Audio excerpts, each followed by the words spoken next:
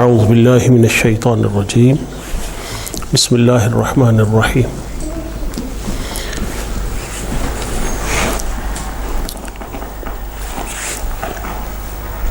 انا اعطیناک الکوثر فصل لربک وانحر ان شانئک هو الابتر صدق اللہ العظیم۔ میں نے تلاوت کر دی ہے، سب مل کے درود شریف پڑھ لیں تین اللہم صلی علی سیدنا مولانا محمد وعلی آلہ وصحبہ وبارک اللہم صلی علی سیدنا مولانا محمد وعلی آلہ وصحبہ وبارک وسلم اللہم صلی علی سیدنا مولانا محمد وعلی آلہ وصحبہ وبارک وسلم۔ نحمده ونصلي على رسوله الكريم اما بعد فاعوذ بالله من الشيطان الرجيم بسم الله الرحمن الرحيم وأتموا الحج والعمرة لله صدق الله مولانا العظيم۔ معزز حاضرین گرامی قدر، خواتین و حضرات،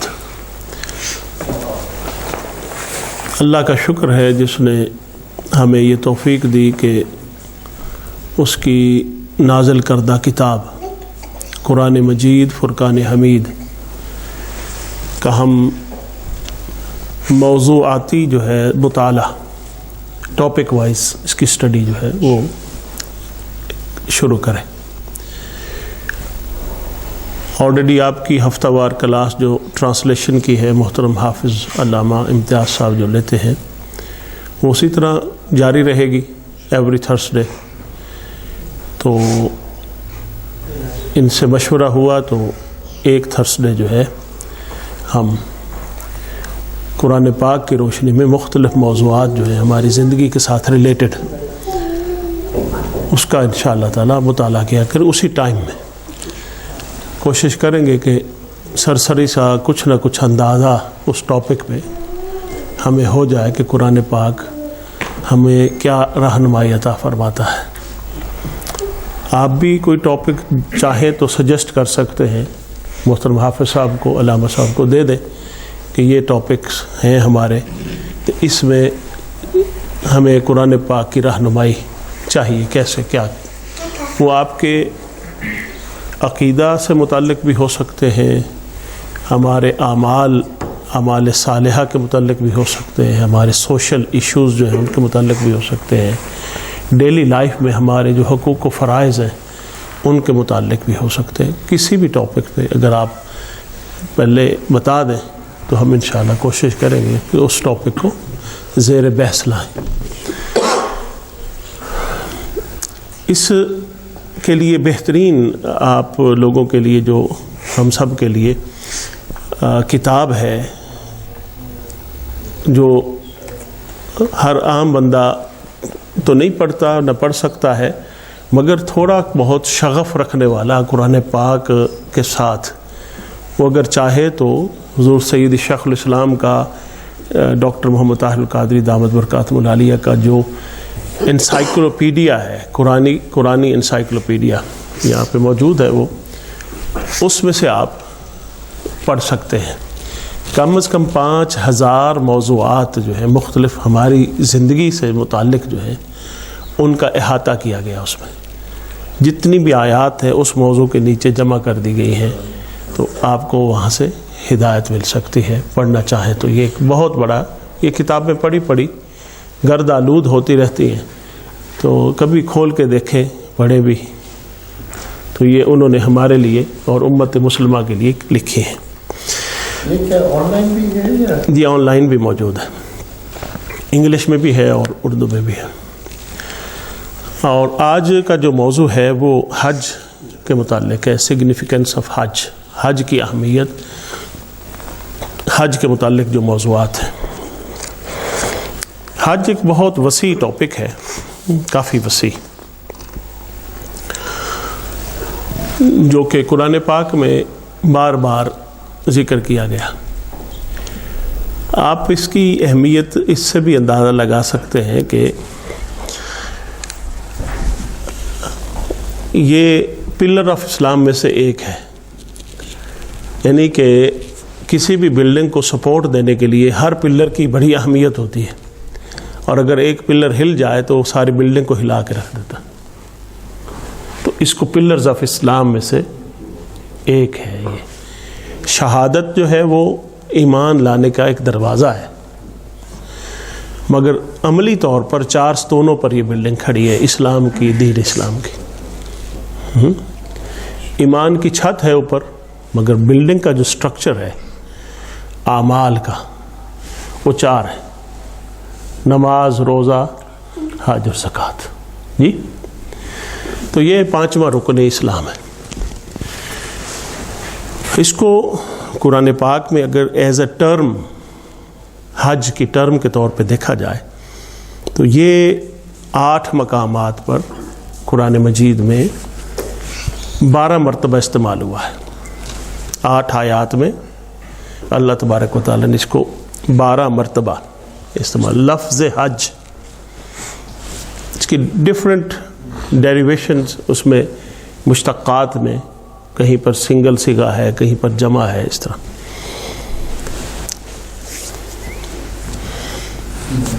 اور بطور رکن اسلام، ایز اے پلر آف اسلام، جو اصطلاحی معنوں میں ہم حج مراد لیتے ہیں کہ سفر حج کرنا، بیت اللہ شریف کی زیارت کرنا، عرفات اور مزدلفہ کا قیام، مینا کا قیام، یہ سارا، یہ تقریباً 27 مرتبہ قرآن پاک میں آیا، 27 ٹائم. اور جو چیپٹرز ہیں قرآن پاک کے، جو صورتیں ہیں جن میں حج کا ذکر آیا، تو ان میں سب سے پہلے سورہ حج ہے. یہ بھی ایک اہمیت کی طرف اشارہ کرتی ہے. کسی اور پلر کے نام پر، پلر اسلام، اس کے نام پر قرآن پاک میں کوئی سورت چیپٹر نہیں ہے. اللہ تبارک و تعالیٰ نے حج کی اہمیت کو مزید اجاگر کرنے کے لیے ایک پورا چیپٹر قرآن میں رکھا اس نام پر، سورۃ الحج. یہ بھی اہمیت کو واضح کرتی ہے. پھر سورۃ البقرہ ہے، اس میں کثرت سے ذکر ہے.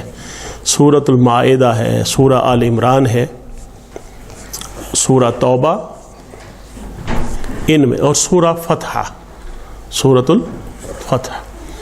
ان صورتوں میں قرآن پاک کا ذکر بدل بدل کر مختلف اینگل سے اللہ رب العزت نے، اور مناسک حج، حج کے ساتھ ریلیٹڈ، جیسے قربانی ہے، صفا مروہ ہے، جتنے بھی وہ سارے مقامات اس پہ ذکر کیے گئے. دوسرا ایک اینگل ہے اہمیت حج کے حوالے سے. ہم یہ بات کئی مرتبہ اپنے ائمہ سے، علماء سے سن چکے ہیں، سنتے ہیں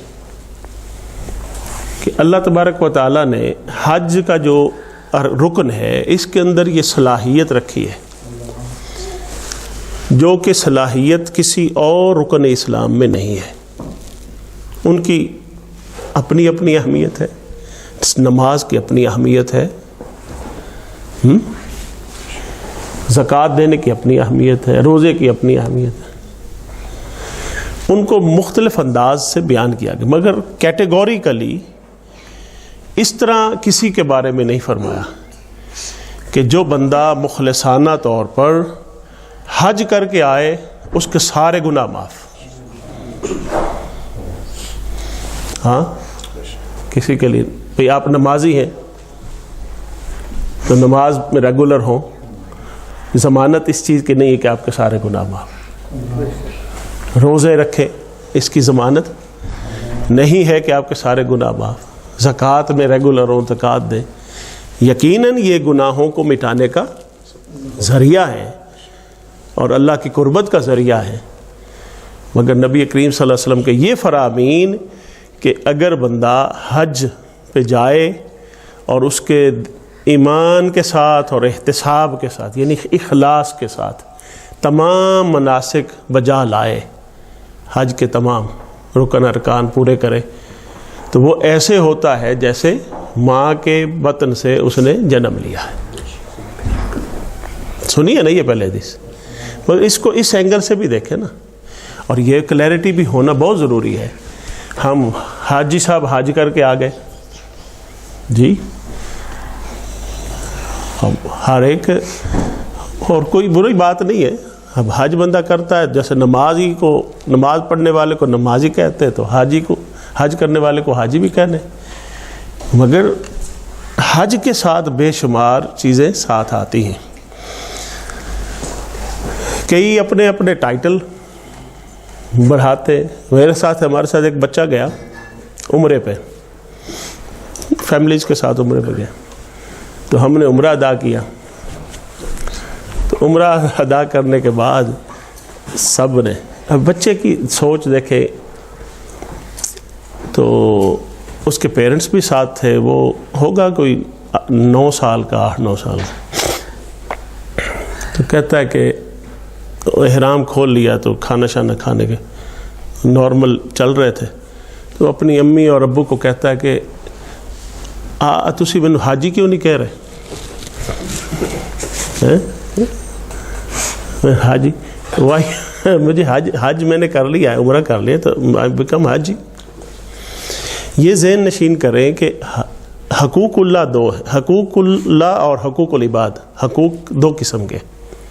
یہ جو ہے نا ہر طرح کا گناہ معاف ہونا، یہ صرف ریلیٹڈ ہے وہ حقوق، وہ گناہ جو ہم نے اللہ کی نافرمانی میں کیے.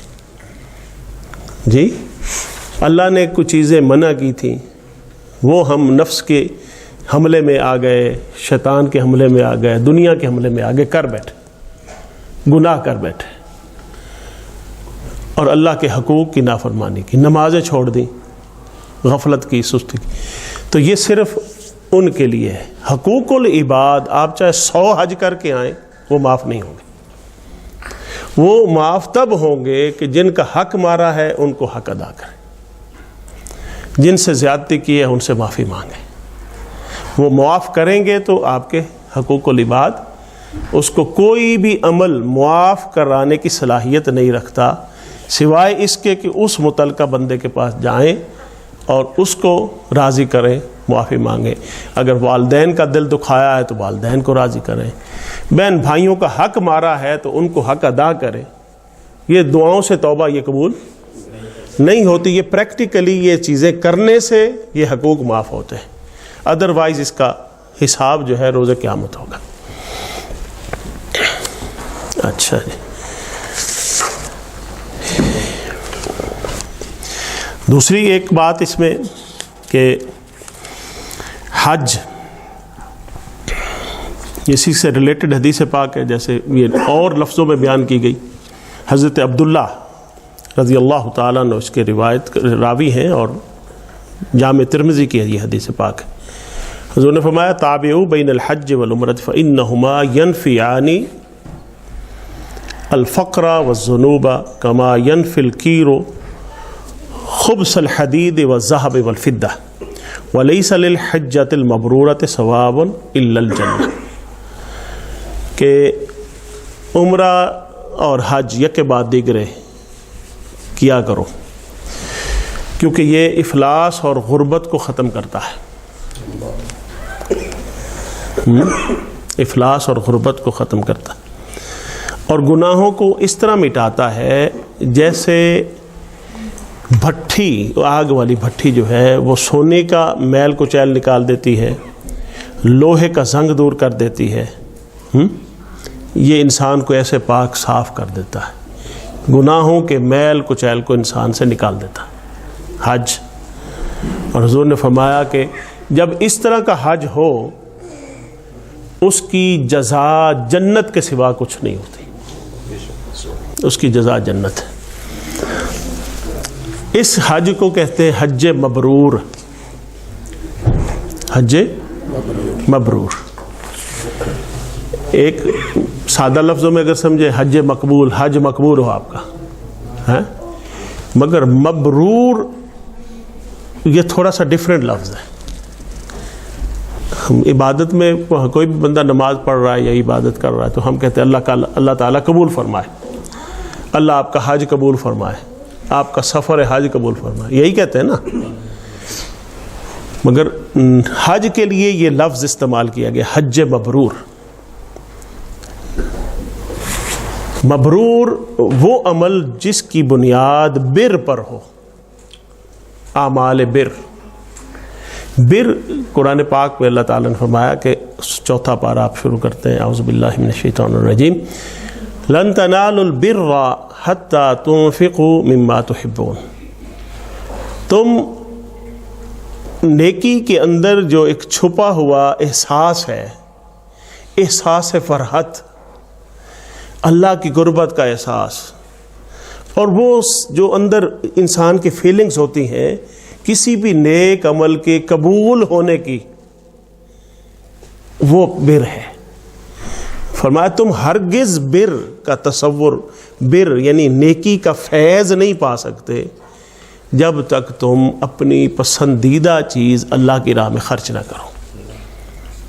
ہر ایک کی پسندیدہ چیز مختلف ہو سکتی ہے، مگر یہ جو لفظ ہے اس کی جو بنیاد ہے مبرور کی، وہ بر پر ہے۔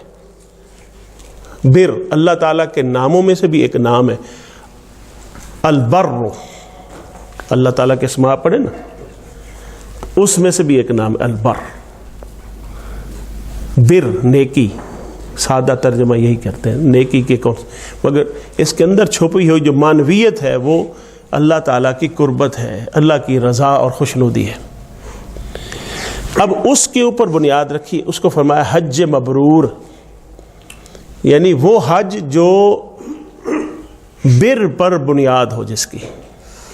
اگر نبی کریم صلی اللہ علیہ وسلم سے پوچھیں یا رسول اللہ حج مبرور کیا ہے، ان کے اولیاء سے، صلحاء سے، صحابہ کرام سے تو کہتے ہیں کہ وہ حج جس میں انسان کو اعمال بر نصیب ہو، اعمال بر نیکی والے، یعنی اللہ کے قریب کرنے والے اعمال حج کے دوران اور سفر حج کے دوران نصیب ہوں، تو اس کو کیا کہیں گے؟ حج مبرور۔ حج مبرور اس کی طویل فہرست بن سکتی ہے، مگر ایک ہی حدیث میں 3 چیزیں بیان ہوئی، وہ یہاں پہ میں عرض کرتا ہوں۔ اعمال بر 3 ہیں، اگر یوں کہہ لیں، چونکہ حج کا تعلق انسانوں کے ساتھ زیادہ ریلیٹڈ ہے۔ آپ سفر پر ہیں، آپ کی مسافت، طویل مسافت کر کے جاتے ہیں، گروپس میں جاتے ہیں، وہاں پہ لوگوں کے مختلف دنیا کے علاقوں سے لوگ آئے ہوتے ہیں، ہر ایک کا اپنا مزاج ہے، ہر ایک کا اپنا بیگ اینڈ بیگیج ہے، وہ اس کے ساتھ آ رہا ہے، ٹیمپرامنٹ ہر ایک کا اپنا اپنا۔ کوئی بڑا سہل پسند ہے، آسانی پسند کرتا ہے، کوئی مشکل پسند کرتا ہے، کوئی دھوپ میں چل سکتا ہے، کوئی دھوپ میں چلے تو اور پارا گرم ہو جاتا ہے، طرح طرح کے مسائل ہوتے ہیں، اور ڈیلنگ ہر وقت نماز میں، طواف میں، مینا میں، عرفات میں، مزدلفہ میں لوگوں کے ساتھ ہی ہے نا۔ تو حضور نے فرمایا پہلا بر، اعمال بر میں سے یہ ہے کہ احسان للناس، لوگوں کے ساتھ جو بندہ بھلائی کرنے والا ہے نا، بولنے میں احسان ہو، بھلائی ہو، ڈیلنگ میں بھلائی ہو، دعا میں بھلائی ہو، پیٹھ پیچھے بھی بیٹھے ہیں تو بھلائی چاہے، احسان لوگوں پر احسان، لوگوں کے ساتھ احسان والا رویہ رکھنا، یہ اعمال بر ہے، ان میں سے ایک ہے۔ اور سب سے زیادہ اس کی جو ڈیمونسٹریشن ہوتی ہے وہ حج پر ہوتی ہے۔ نماز میں بھی آپ دیکھیں نا، جہاں پر اجتماع ہوتا ہے، جو بڑا اجتماع ہے اس کے شریعت نے آداب اتنی وسعت کے ساتھ بیان فرمائے۔ نہ مسجد میں جمعہ والے دن بالخصوص حضور نے منع فرمایا کہ آپ کچا لہسن کھا کر نہ آئیں، کچے پیاز کھا کر نہ آئیں۔ کیوں کہ ساتھ جو بندہ کھڑا ہے اس کو آپ کے منہ کی سمیل سے تکلیف ہوگی۔ یہ احسان ہے کہ بندہ اس نیت کے ساتھ بھی چھوٹا سا عمل بھی ایسا نہ کرے کہ آپ کے ساتھ والے بندے کو تکلیف ہو۔ یہ احسان للناس، اس کا وسیع مفہوم ہے۔ پھر دوسرا اطعام الطعام، کھانا کھلانے کے لیے کھانا کھلائیں، آفر کریں کھانا، لوگوں کو کھانا کھلانا، یہ بھی اعمال بر میں سے ایک عمل ہے۔ اور حضور سیدنا غوث پاک رضی اللہ تعالیٰ فرمایا کہ میری جو ہے نا، میری محبوب ترین اعمال میں سے ایک عمل یہ ہے جس کی وجہ سے مجھے اللہ کی قربت ملتی ہے، وہ لوگوں کو کھانا کھلانا، یہ بھی اعمال میں۔ اور وہاں پہ آپ دیکھیے، ہم تو ماشاءاللہ ادھر سے 5 سٹار پیکج وغیرہ لے کے جاتے ہیں، سارے احباب افورڈ کر سکتے ہیں، کتنے وہاں پہ حاجی اور عمرہ کرنے والے معتمر آتے ہیں اور وہ ان کے پاس کھانے کے پیسے نہیں ہوتے، وہ 24 گھنٹے میں ایک مرتبہ کھانا کھاتے ہیں۔ اپنے پاکستان سے، بنگلہ دیش سے، انڈیا سے کتنے غربا آتے ہیں نا۔ اب انہوں نے ایک سلسلہ شروع کیا ہے کہ آپ اپنا فنڈز دے سکتے ہیں، وہ کھانا تقسیم، آپ جتنا لوگوں کو کھانا کھلانا چاہیں وہ آپ کے بیاہ پہ تقسیم کر دیتے ہیں۔ تو وہ بیچارے کتنے مفلوق الحال لوگ ہوتے ہیں وہاں پر، ان کو کھانا، یہ اعمال بر میں سے۔ ادروائز اگر وہاں پہ نہیں ہے تو یہ ویسے بھی اعمال بر میں سے ہے، کھانا لوگوں کو کھلانا۔ اور تیسری بات ہے افشاء السلام، سلام پھیلانا، یعنی کہ صرف السلام علیکم کہنا یہ تو سنت ہے، جواب دینا واجب ہے، مگر اس سے افشا نہیں ہوتا۔ جب آپ کسی کو سلام کہہ رہے ہیں تو you need to be a provider of peace, آپ ہر ایک کے لیے سلامتی مہیا کرنے والے بنے۔ اور حج پہ ان تینوں چیزوں کی اشد ضرورت ہوتی ہے، اشد ضرورت ہوتی ہے۔ تو حضور نے فرمایا کہ یہ حج مبرور تب بنتا ہے، حج مبرور، کہ آپ ان چیزوں کے ساتھ ایکوپڈ ہو کر جائیں، وہاں پر اپنی مزاج کو بدلنے کے لیے جائیں، اور اعمال نیکی جو ہے وہ وہاں پر آپ ادا کریں۔ ایک کنسیپٹ یہ بھی ہے حج کے حوالے سے، یہ ہمارے ہاں ہے، کئی ملکوں میں یہ چیزیں نہیں ہیں، وہ ارلی ایج میں حج کرتے ہیں۔ ہمارے ہاں تصور یہ ہوتا ہے بالعموم الا ماشاء اللہ، یہ سارے اردو سمجھنے والے بیٹھے نا پیچھے، وہ ساتھی جو اچھا، بالعموم یہ کانسیپٹ ہوتا ہے کہ اجے بڑی عمر پہ ہی ہے، اسی عمر حج کی کرنا ہے، جب بوڑھے ہو جائیں گے تو پھر جب، یعنی کہ جب ڈھیر سارے گناہ جمع ہو جائیں گے پھر ایک دفعہ ہی معاف کراؤں گے جا کے، کانسیپٹ ہوتا ہے سوچنے کا۔ کئی دوست مصروف ہوتے ہیں، یار ابھی چھوٹے بچے ہیں، ان کو پڑھا لیں، لکھا لیں، ان کی خدمت کر لیں، پھر چلے جائیں گے۔ کئی یہ سوچتے ہیں کہ بھئی بچیوں کی بیٹیوں بڑے ہو گئے بچے، اب ان کی شادیاں کر گئے تو پھر جائیں، فرائض سے فارغ ہو جائیں۔ جو بھی آپ اس کا ایکسکیوز بنانا چاہیں بنا سکتے ہیں جی، کیونکہ ہمارے اندر جو ہمارا استاد ہے وہ ہمارا نفس، وہ نفس امارہ بعد میں بنتا ہے، مگر اس سے پہلے نفس مکارہ ہے، وہ عجیب و غریب مکر، ہیلے، بہانے ایسے انسان کے سامنے رکھتا ہے کہ انسان کو نیکی کی راہ سے یا فرض کی ادائیگی سے روکتا ہے۔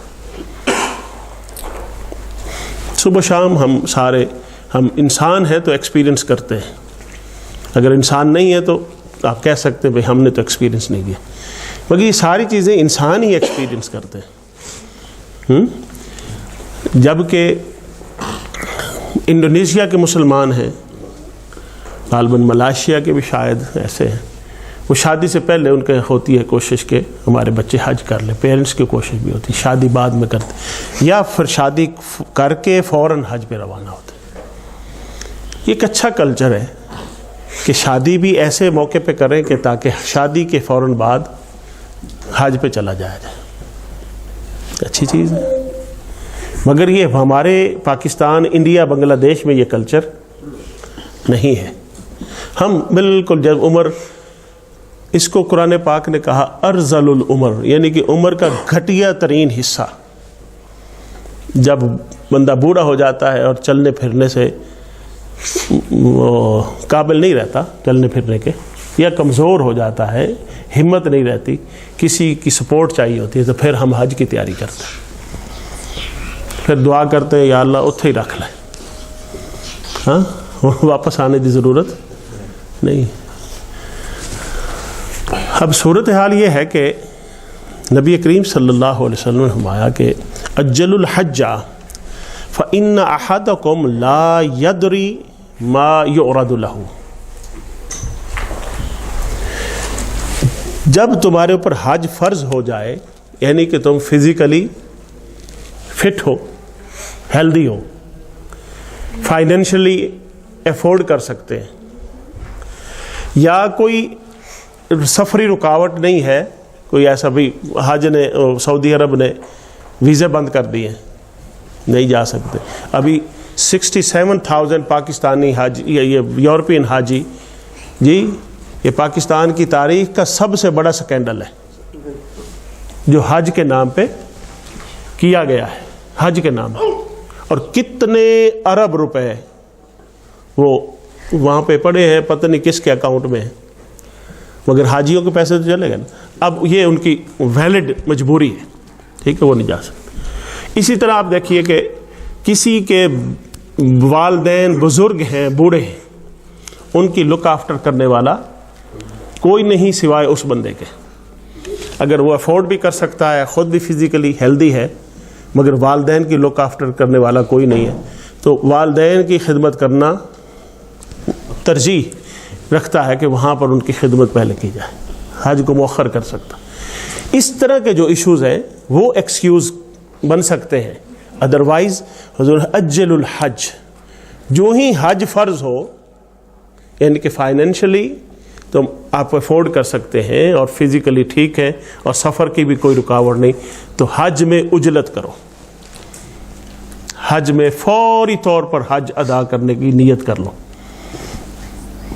فرمایا کہ لا یدری ما یعرض لہ، آپ کو کل کا پتہ نہیں ہے کہ کل کیا واقعہ پیش آ جائے، آپ ہو سکتا ہے بیمار ہو جائیں، ہو سکتا ہے آج فائنانس ٹھیک ہے کل نہ ہو، کوئی اور مجبوری آن پڑے، تو کوئی آپ کو پتہ نہیں ہے، مگر حج آپ کے اوپر فرض ہو گیا، اور اگر آپ نے اس کو ڈیلے کر دیا، نہیں کیا، آپ اس پوزیشن میں آئے کہ حج کر سکتے ہیں اور کوئی ویلڈ ریزن بھی نہیں تھی، اور کل کو آپ اس پوزیشن میں نہ رہے، تو وہ اب کوئی ایکسکیوز نہیں رہا، آپ کو حج نہ کرنے کا گناہ ہوگا ضرور، کہ آپ اس پوزیشن میں آئے تھے، آپ نے جان بوجھ کر اس کو ڈیلے کر دیا۔ تھوڑا سا سوال ہے، جی جی، کچھ لوگ یہ بھی بلیو کرتے ہیں کہ جب بلاوا آئے گا پھر ہی جانا ہے، اس پہ آپ کیا کہتے ہیں؟ یہ بلاوا ہی ہوتا ہے، صحت دی یہ بلاوا ہے، آپ کو فائنانس دیا، اس قابل کر دیا، یہ بلاوا ہے، ٹھیک ہے، اور آپ کی کوئی ایسی مجبوری نہیں ہے کہ آپ ٹریول نہ کر سکے، اس سے بڑا بلاوا کیا ہوگا؟ یہی بلاوا ہے نا، جواب آپ نے دینا ہے۔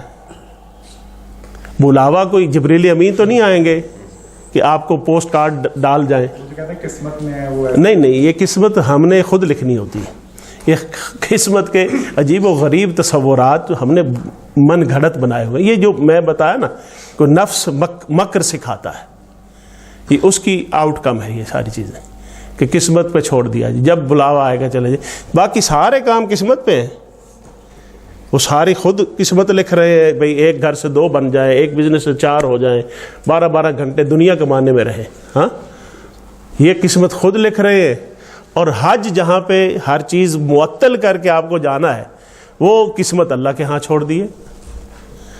کیسے سمجھدار لوگ ہیں ہم۔ تو یہ چیزیں، اب دیکھیے ہم ایک مقام کا مطالعہ کرتے ہیں قرآن پاک سے۔ یہ آیت، یہ مضمون سورہ بقرہ میں شروع ہو جاتا ہے، اگر آپ اس کا مطالعہ کرنا چاہیں تو ایک ورس نمبر 195 سے 96 سے سورہ بقرہ سے اللہ تعالیٰ نے فرمایا وَأَتِمُّ الْحَجَّ وَالْعُمْرَةَ لِلَّهِ، اور تم حج اپنا مکمل کرو، اس کو اتمام تکمیل تک پہنچاؤ، حج کو یا عمرے کو اللہ کی رضا کے لیے، للہ. اس آیت کا جو یہ لمبی آیت ہے، اسی کو ہی ہم مکمل کریں گے. کافی لمبی آیت ہے، آیت نمبر 196. یہ ایسے دور میں نازل ہوئی حج کا جب بالکل کانسیپٹ تبدیل ہو چکا تھا. حج ایک میلہ بن چکا تھا نبی کریم صلی اللہ علیہ وسلم سے پہلے، اسلام کی تعلیمات سے پہلے. اور حج ایک میلہ اور منڈی کی طرح، جیسے منڈیاں لگتی تھی نا، مویشی منڈی. یہ آواز کو کیا ہو؟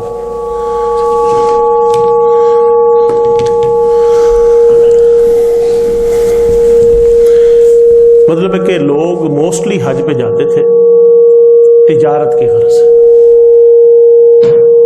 تو ضمناً اللہ کے گھر کی زیارت بھی کر لیں.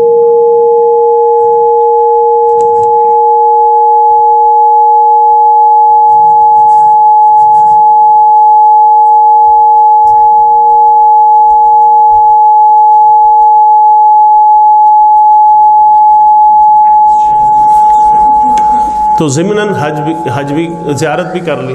ٹھیک ہے، اپنا تجارتی قافلوں کے ساتھ گئے، سامان تجارت لے کے جاتے تھے جی، اور ساری توجہ اس پہ ہوتی، اپنا سامان تجارت. اس کی مثال یوں لے لیں کہ ابھی انٹرنیشنل ملٹی نیشنل کمپنیز جو ہوتی ہیں نا، یہاں پر بھی بڑے بڑے ایک ہفتے کے لیے وہ ان کی ایگزیبیشنز لگتی ہیں. مختلف دنیا کے کونوں سے لوگ آتے ہیں سفر کر کے، ان ایگزیبیشنز میں رجسٹریشن کرواتے ہیں، اس کی فیس پے کرتے ہیں جی، اور اپنے سٹالز لگاتے ہیں اپنی جو پروڈکٹس ہیں بیچنے کے لیے. ایگزیکٹلی یہی کانسیپٹ اس وقت تھا. لوگ پوری دنیا سے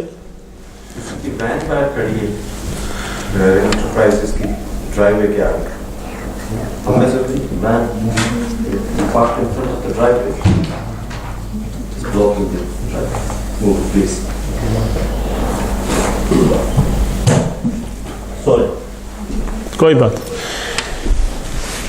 تو وہ اپنا سامان تجارت لے کے آتے، ان کی ساری توجہ ادھر رہتی کہ اس کو سیل بھی کرنا ہے، اور پھر اپنے علاقے کی ضرورت کے مطابق مختلف علاقوں کی پروڈکٹس لے کر بھی جانی ہے.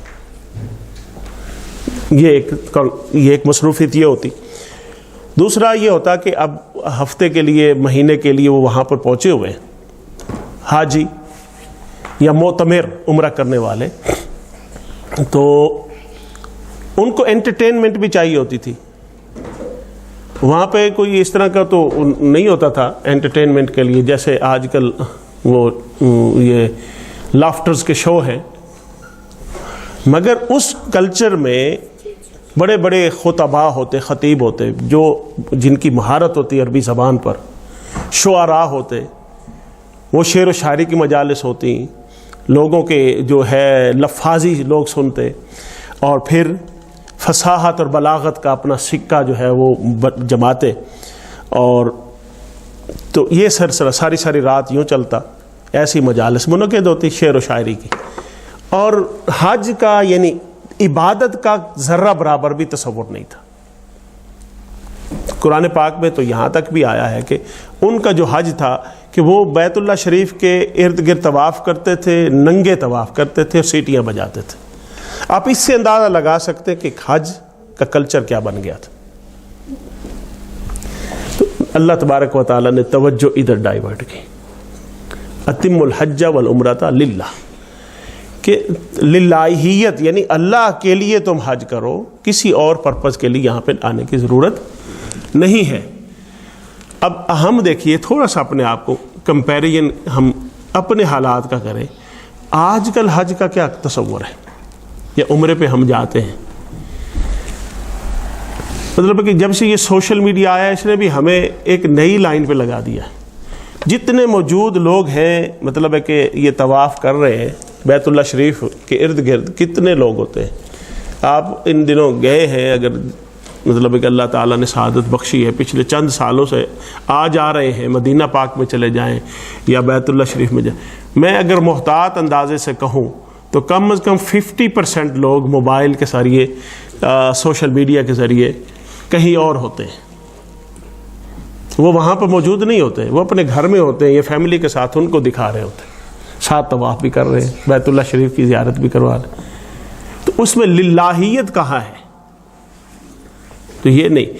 حتیٰ کہ مجھ سے کوئی لوگ اگر پوچھنے آتے ہیں کہ ہمیں دعائیں سکھائیں کہ ہم دعا کیا پڑھیں، عربی کی طویل دعائیں ہیں، مسنون دعائیں ہیں نبی کریم صلی اللہ علیہ وسلم نے، مگر اگر آپ کتاب کھول کے دعا پڑھ رہے ہیں تو حج طواف بھی کر رہے ہیں کہ اور جب حجر اسود کے پاس پہنچے کون سی دعا پڑھنی ہے، پہلے چکر کی کون سی دعا ہے، دوسرے کی، آپ کا دھیان تو کتاب کی طرف ہی رہا نا، آپ کا دھیان رب کی طرف ہو ہی نہیں سکا. تو اپنی اگر کنسنٹریشن جو ہے وہ انسان درست کر لے نا، کنسنٹریشن، تو اصل چیز وہ ہے آپ کی پریزنس، کہ ریئلائز کریں کہ میں کس دربار میں حاضر ہوں، اس چیز کو محسوس کرنا کہ میں شہنشاہوں کے شہنشاہ کے دربار میں حاضر ہوں، ہاں، اپنے خالق کی بارگاہ میں حاضر ہوں، رب العالمین کی بارگاہ میں حاضر ہوں. تو یہ رشتہ جب بندے کا جڑتا ہے اس سے انسان کو حج کا ٹیسٹ ملتا ہے. مگر ارد گرد کی جو چیزیں ہیں ان کو ہمیں، اب کتنے ایسے مطلب ہے کہ معاملات ہیں، میں نے ایک طرف اشارہ کر دیا آپ کا. پھر شاپنگ ایک اکثر ہمارا وہ ایک پرماننٹ حج کے ساتھ یا عمرے کے ساتھ شاپنگ ایک ہماری مصروفیت ہوتی ہے. اب مصیبت یہ بن گئی ہے کہ ہمیں بچوں کو ادھر لگانے کے لیے ان کو شاپنگ کروانی پڑتی ہے، اعلیٰ سے اعلیٰ کھانے کھلانے پڑتے ہیں لگانے کے البیک پہ، جی وہ کوئی حرج نہیں ہے، مگر مقصد جو ہے وہ آنکھوں سے اوجھل نہیں ہونا چاہیے. آپ یہ ساری چیزیں کریں، اپنے بچوں کو اچھے ڈریسز بھی لے کے دیں، شاپنگ بھی کروائیں، کر کے بھی آئیں. وہاں پہ حضور نے فرمایا میرے مدینہ میں آؤ تو پیسے خرچ کرو، جس فارم میں بھی کرو، خرچ کرو، لوگوں پر خرچ کرو، اپنے لیے خرچ کرو، اس میں حرج نہیں ہے. مگر جو مقصدیت ہے اللہ کے گھر کی حاضری اور در رسول کی حاضری، وہ آنکھوں سے اوجھل نہیں ہونے چاہیے. یا یوں کہہ لیں دل یارول تے ہاتھ کارول، آپ سارے کام کریں مگر دل میں اللہ رسول کی یاد جو ہے وہ بالکل تر و تازہ رہنی. حتیٰ کہ شاپنگ کے لیے بھی جائیں تو یوں سوچیں کہ میں دیار حبیب میں آیا ہوں، یہاں کی جو چیزیں بھی میں خرید سکتا ہوں اپنی استعداد کے مطابق میں خرید کر لے جاؤں. تو یہ مدینہ پاک کے جو باسی ہیں ان کا فائدہ ہوگا. اس کے بعد ایک ایکسیپشنز اس میں دیے ہیں کہ اگر یہ صورت حال پیدا ہو جائے تو آپ حج عمرہ آپ نے اگر احرام باندھا ہوا ہے، راستے میں کوئی پرابلم ہوگی، نہیں پہنچ سکتے، تو پھر اس کی مطلب ہے کہ کفارہ کیا ہے وہ بیان کیا گیا. اس کے بعد اللہ تعالیٰ نے فرمایا فمن تمتع، ایک سیم آیت چل رہی، فمن تمتع بالعمرۃ الی الحج فما استیسر من الہدی فمن لم یجد فصیام ثلاثۃ ایام فی الحج وسبعۃ اذا رجعتم. یہاں پہ حج کی اقسام کی طرف اشارہ کیا گیا. حج کی 3 اقسام ہیں، 3 اقسام. سب سے پہلے حج ہے حج افراد، آپ نے احرام باندھا صرف حج کی نیت سے اور گئے حج والے دن وہاں پر پہنچے، اپنے مناک میں پہنچے شام کو، اگلے دن پھر عرفات میں آئے 9 ذی الحجہ کو، وہاں پہ آپ نے اپنا وقوف عرفات کا رکن پورا کیا، پھر آپ مزدلفہ گئے، مزدلفہ سے وہاں رات گزاری، پھر مینا میں آئے 3 راتیں وہاں پہ، پھر آپ نے قربانی کی، پھر اپنا سر شیو کیا یا بال کٹوائے، پھر آ کے طواف زیارت کیا اور احرام کھول دیا. یہ حج کے مناسک ہے، آپ نے اور کچھ نہیں، اس کو حج افراد کہتے ہیں. اس کے ساتھ آپ نے عمرہ کو جوائن نہیں کیا. دوسرا حج ہے اس کو حج تمتع کہتے ہیں، جس کی طرف یہاں پر فمن تمتع بالعمرۃ الی الحج، جو اس طرح انداز سے گیا کہ موسٹلی ہم یہ کرتے ہیں، موسٹلی لوگ جو حج پہ جاتے ہیں وہ پہلے احرام باندھتے عمرہ کی نیت سے، وہ جاتے ہیں عمرہ کرتے ہیں، اپنا احرام کھول دیتے ہیں۔ تمتع کہتے ہیں فائدہ اٹھانا، لطف اندوز ہونا، فائدہ اٹھانا، متمتع ہونا۔ تو آپ نے یہ فائدہ، ہم نے یہ اٹھایا کہ بھئی حج عمرے کے لیے گئے، عمرے کے احرام باندھا، عمرہ کرنے کے بعد احرام کھول دیا، اب 3 4 5 دن، ایک ہفتہ جو درمیان میں ہے وہ آپ نے نارمل وہاں پہ رہے، نارمل کپڑوں میں رہے، احرام کی پابندی نہیں رہی۔ تو اس کے بعد آپ نے حج کا احرام باندھا 8 تاریخ کو، اور آپ منا پہنچ کے حج کی نیت کر کے، پھر حج کر کے تو آپ نے پورے مناسک حج ادا کیے، اور اس کے بعد حج کا جو احرام تھا اس کو کھولا۔ یعنی 2 چیزیں آپ نے اکٹھی کر دیں، ایک ٹکٹ میں 2 مزے لیے، یا بائی 1 گیٹ 1 فری لیا۔ ہاں، حج کے لیے گئے عمرہ کر لیا، یا عمرہ کے لیے گئے تو حج کر لیا، دونوں صورتیں۔ تو جو بھی ہے اس کو کیا کہتے ہیں؟ حج تمتع، حج تمتع۔ اور تیسری قسم حج کی ہے، اس کو کہتے ہیں حج قران۔ قران، حج قران کا مطلب ہوتا ہے جوڑنا۔ کرن صدی کو کہتے ہیں، کرن ایک صدی دوسری کے ساتھ جڑی ہوتی ہے، اس کو کرن کہتے ہیں۔ یہ جو ہم چینز پہنتے ہیں، یہ گھڑی ہے، اس کی ایک کڑی دوسری کے ساتھ جڑ، اس کو بھی کرن کہتے ہیں۔ چین کی ایک جو وہ ہے نا، اس کو بھی کڑی کہتے ہیں، ایک کڑی دوسری کے ساتھ ایسے جڑی ہوتی ہے، کرن۔ حج قران، حج قران یہ ہے کہ، اور یہ سب سے مشکل حج ہے۔ آپ 2 ہفتے پہلے پہنچ گئے وہاں پہ، یا 1 ہفتہ پہلے پہنچ گئے، آپ نے عمرہ کا احرام باندھا، جی احرام عمرہ کے باندھا، عمرہ مکمل کرنے کے بعد آپ نے احرام نہیں کھولا، آپ احرام کی حالت میں رہے، احرام کی پابندیوں میں رہے۔ وہ اب آپ کے حوصلے پہ ڈیپینڈ کرتا ہے کہ کتنا آپ برداشت کر سکتے ہیں پابندی کو، حج کی احرام کی پابندی، اور اسی احرام کے ساتھ آپ نے حج مکمل کیا۔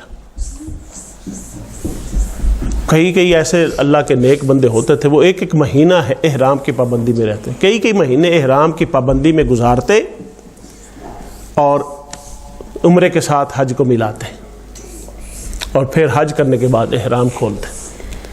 اس کو حج قران کہتے ہیں، اور یہ سب سے مشکل معاملہ ہوتا ہے۔ یعنی کہ پابندی میں رہنا، اور پابندی ہمیں تو پسند نہیں ہے، انسان کی طبیعت میں آزادی ہے، پابندی کو پسند نہیں کرتا، مگر یہ ڈیپینڈ کرتا ہے کہ ہمارا ذوق ہمیں کتنا عبادت کی طرف لے کے جاتا ہے۔ تو پہلے والا حج جو ہے اس میں قربانی نہیں ہے۔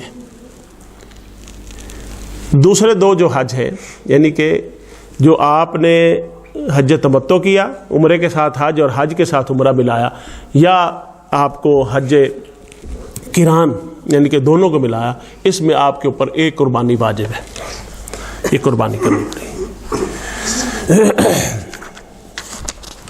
اس کے بعد یہ آیت ختم ہوتی ہے، اور پھر اگلی آیت نمبر 197، الحج اشہر معلومات۔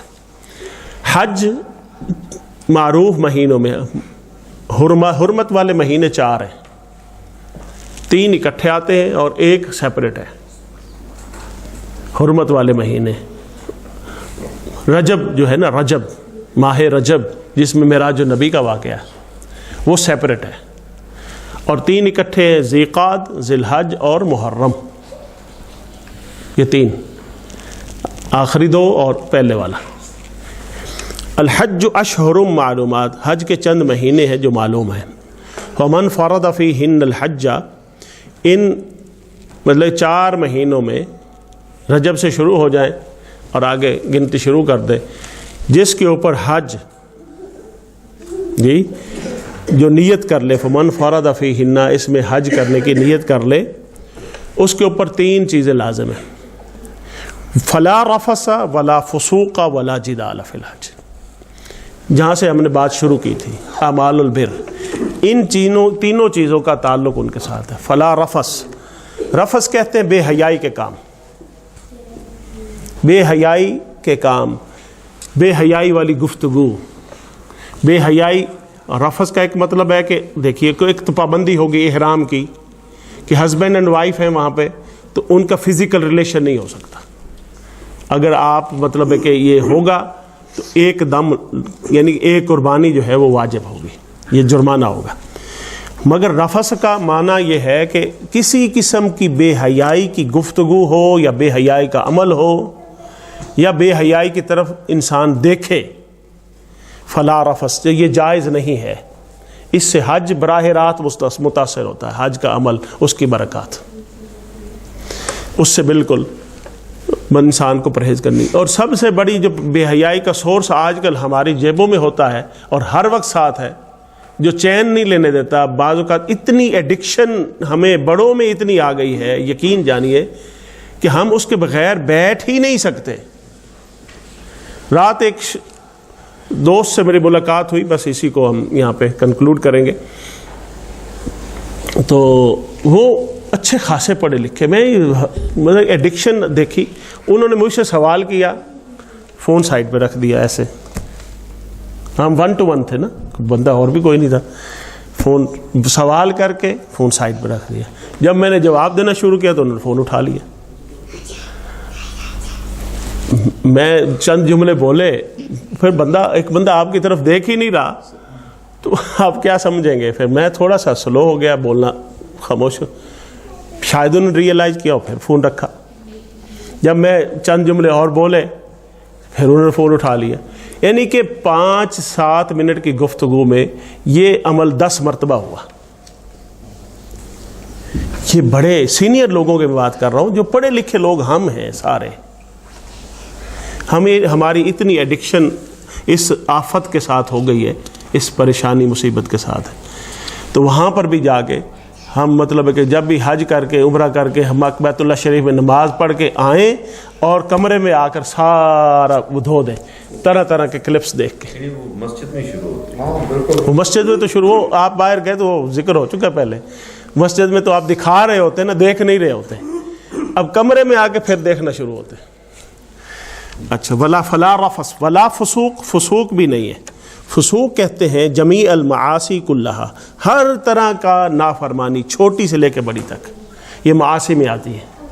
ہر طرح کی نافرمانی, مطلب ہے کہ اللہ تبارک و تعالیٰ نے فرمایا ہے کہ کوئی کسی کو تکلیف نہ دے.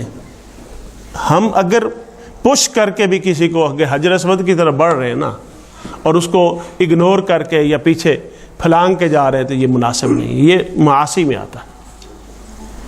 اس کا الٹرنیٹو جب حضور نے دیا ہے کہ اگر آپ ایسے ہاتھ بھی ہلا دیں نا, اس کا بھی وہی اثر ہے, وہی ثواب ہے, وہی اجر ہے جو آپ نے جا کر بوسہ لے کے کرنا ہے. تو ہم وہ سرکار کا وہ فرمان سننے پر ہمارا دل مطمئن نہیں ہوتا, ہم اپنی عمل پہ مطمئن ہوتے ہیں کہ نہیں, جب تک جدو جا کے چمیا نہیں نا 100 بندے نے دھکا دے کے, سکون نہیں آنا. یہ ہمارا عمل ہے, یہ معاصی. اور پھر طرح طرح کی وہاں پر جھوٹ, ہلکا پھلکا فریب, دھوکہ, ہر طرح کی چیز جو ہے نا وہ حج کے منافی ہے. ولا جدال فی الحج, اور حضور نے فرمایا کہ ایسے قرآن پاک میں جدال جھگڑے کو کہتے ہیں. جھگڑے میں پھر بندے کی آوازیں بھی بلند ہوتی ہیں, غصہ بھی آتا ہے, ایسی تیسی بھی بندہ کرتا ہے ایک دوسرے کی. جدال, جدل, بحث مباحثہ. بحث مباحثہ تو اکثر لوگوں کا ہو رہا ہوتا ہے, اسی سے منع کیا گیا. یہ صبر ہے, انسان کا ہر طرح کا صبر ہے. اور فرمایا یہ, اور اسپیشلی فرمایا فی الحج, حج کے ایام میں یہ سارے معاملات, بالخصوص بالعموم بچنا چاہیے, مگر حج کے ایام میں بالخصوص, چونکہ یہ آپ کے حج کو ختم کر دے گا.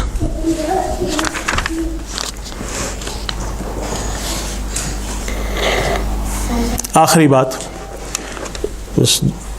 یہ بڑی اہم ہے.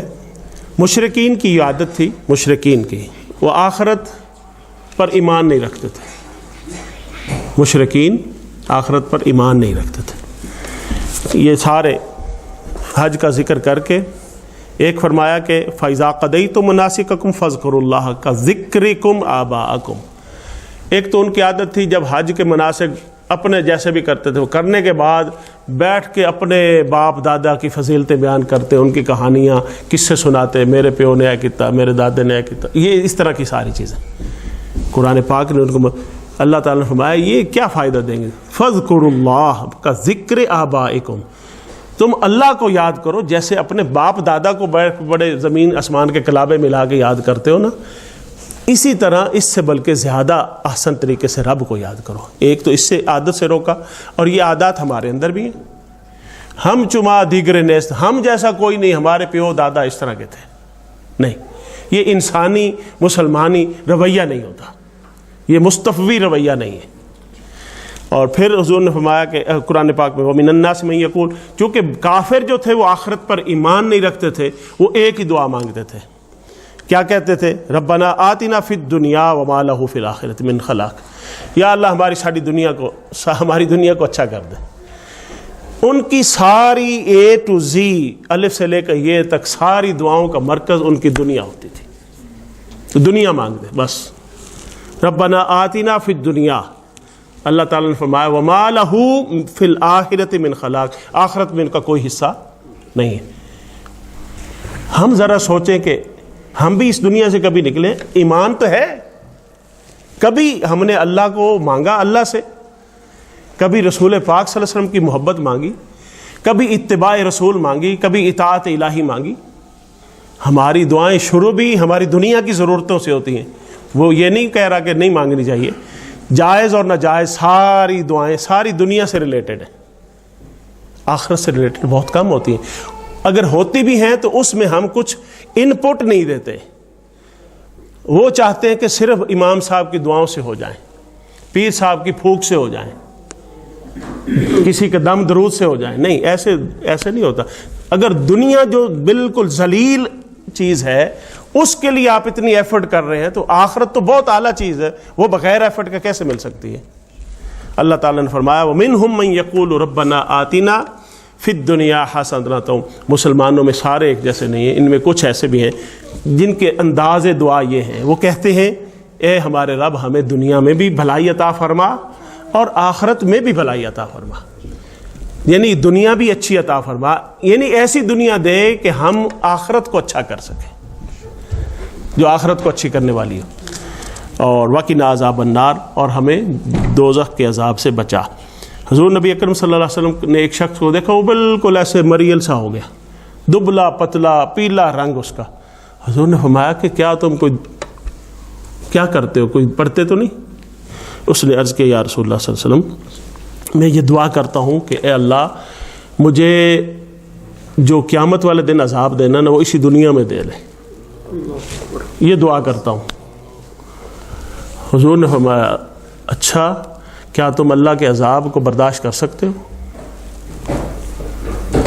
کوئی بندہ اللہ کے عذاب کو برداشت نہیں کر سکتا۔ حضور نے اس کو نصیحت فرمائی، یوں دعا کیا کرو کہ اے اللہ چونکہ میں دعا عذاب تو کوئی بھی برداشت نہیں کر سکتا، یہ دعا مانگنا غلط ہے کہ اللہ جو عذاب دینا ایتھے ہی دے لے، آخرت اچھی ہو جائے، قبر اچھی ہو جائے، نہیں، یہ یوں نہیں مانگنا چاہیے۔